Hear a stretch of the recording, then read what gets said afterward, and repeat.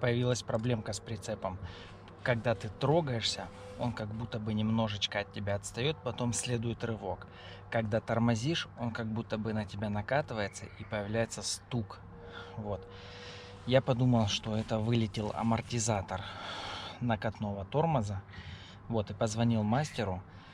Мастер по косвенным причинам думает, что это не так, и, возможно, он исправит регулировкой. Вот он сейчас приедет за вызов, если он не поможет, возьмет 500 рублей, а так в районе 2000 будет стоить. Ну, посмотрим.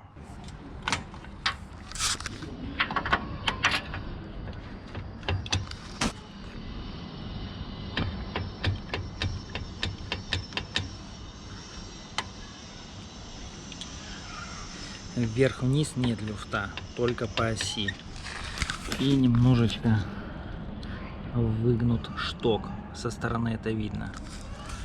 Гофра не порвана, и внутри немножко смазки есть. В общем, мастер выехал, зашприцевал поршень, отрегулировал тормозную систему. Мы с ним катались. Он смотрел, как сжимается и разжимается. В итоге перестало стучать, то есть сам амортизатор не вышел из строя. Он говорит, что необходимо перед каждой поездкой шприцевать. Вот. Так как слишком много циклов сжатия и разжатия, вот, и смазка быстро уходит. А если она уходит, начинает стучать. Поэтому, если у вас начало стучать, это еще не приговор.